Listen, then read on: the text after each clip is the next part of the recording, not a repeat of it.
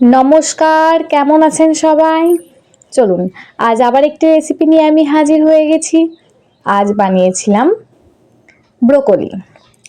ব্রোকলিগুলো কুটে রেখেছি, ডুমো ডুমো করে আলু, পেঁয়াজ, আদা, রসুন আর টমেটো। এবার প্রথমে কড়াতে তেল গরম করতে দিয়ে গরম তেলে ব্রোকলি আর আলুগুলো একসাথে ভেজে নেব। ব্রোকলি আর আলু ভাজার সময় অল্প করে হলুদ দিয়েছি। ভাজতে ভাজতে এই সময় কারেন্ট চলে গিয়েছিল, তাই অন্ধকার লাগছে।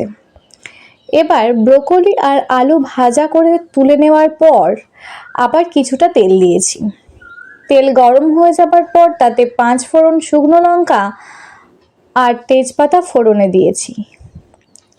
তারপর বেশ কিছুটা পেঁয়াজ দিয়ে দিয়েছি।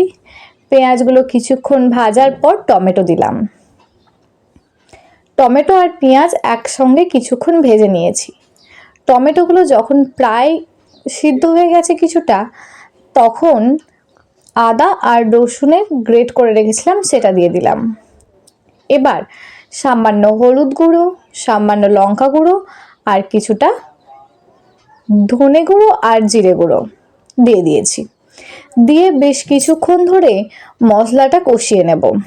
মশলা কষানো হয়ে গেলে তাতে আগে থেকে ভেজে রাখা আলু আর ব্রোকলিটা দিয়ে দিলাম।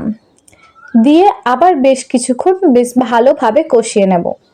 কষিয়ে নেওয়ার পর তাতে জল দিয়ে দিয়েছি।